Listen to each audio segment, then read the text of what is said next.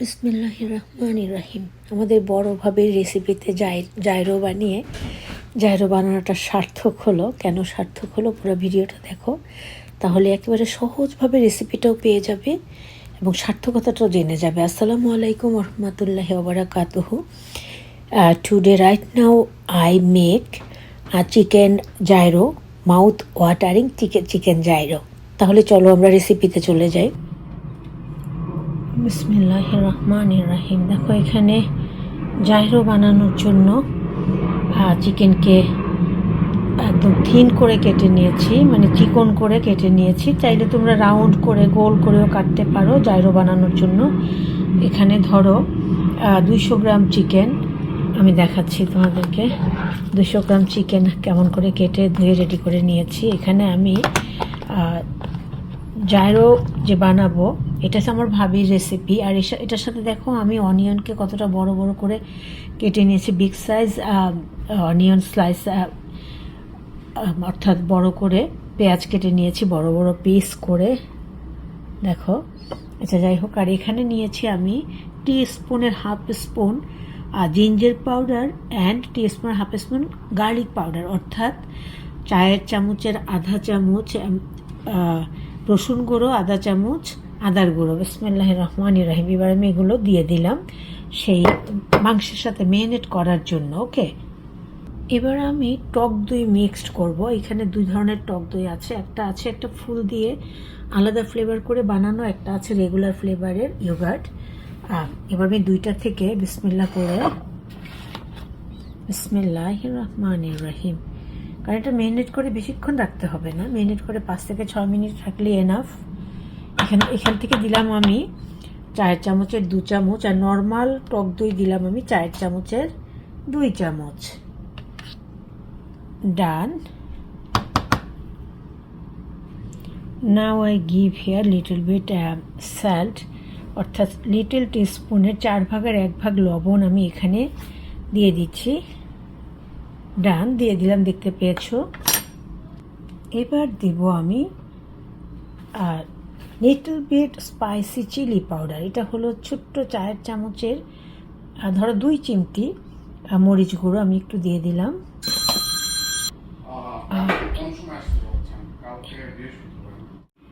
এবার আমি এখানে খানিকটা অলিভ অয়েল, অলিভ অয়েল অর্থাৎ কাঁচা অলিভ অয়েল আমি এখানে দিয়ে দিব কিছু, একদম লিটল বিট, মনে করো 4 চামচের 1 থেকে 1.5 চামচ। ডান। এবার আমি ভালো করে এভরিথিং মিক্সড করে নিব। I mixed everything. ওকে, আর তোমাদের সাথে যে একটা কথা বলতে চেয়েছিলাম, মাঝখান থেকে একটা তোমার ভাইয়ের কল এসেছিল, যার জন্য সেই কথাটা ভুলে গিয়েছিলাম।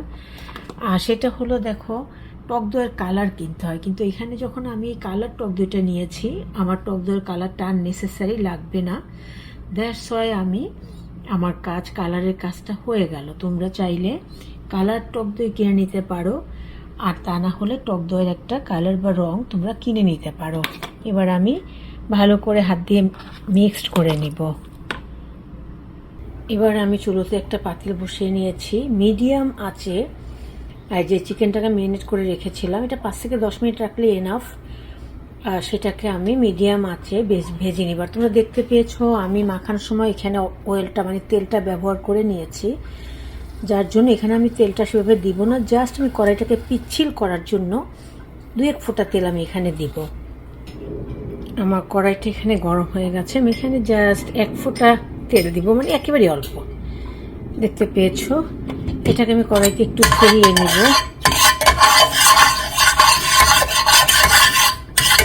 এবার আমি সেই মেরিনেট করা চিকেনগুলো ভেজে নিব। বিসমিল্লাহির রহমানির রহিম।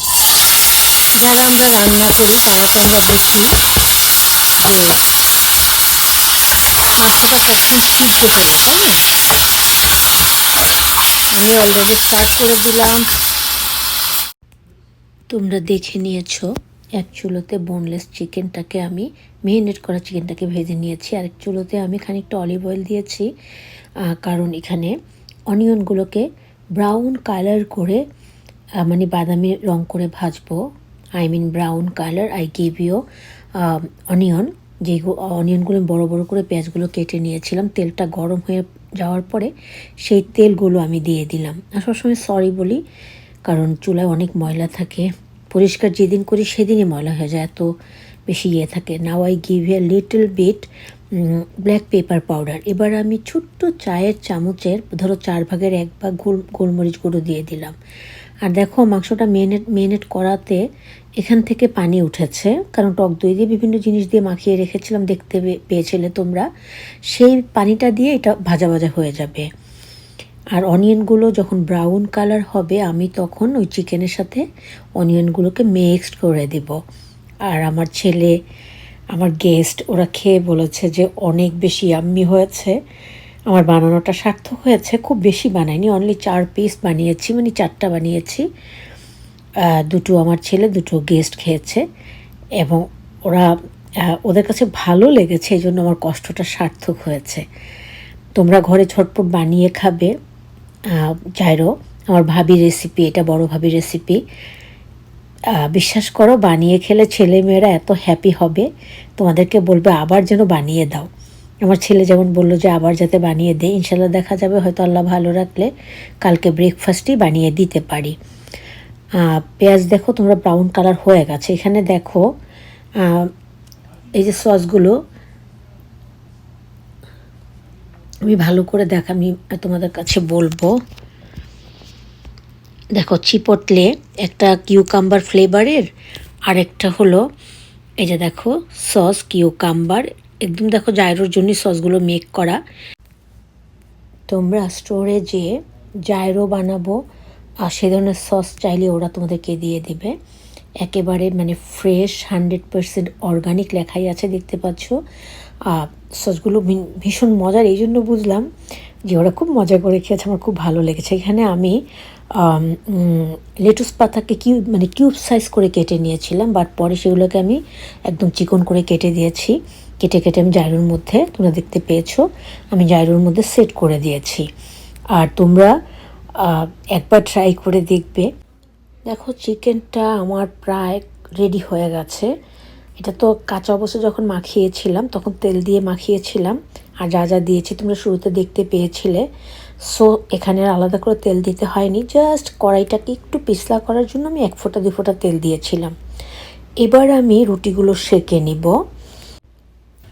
আমি এগুলোকে পরোটা দিয়ে করছি, চাইলে তোমরা নান রুটি দিয়েও করতে পারো, কিন্তু এটা দিয়েও বেশ ভালো হয়েছে। তোমরা শুরুতে দেখতে পেয়েছো আমি সেঁকে নিচ্ছি এবং কি করে আমি মেক করছি সেটা তোমরা এখন দেখতে পাবে।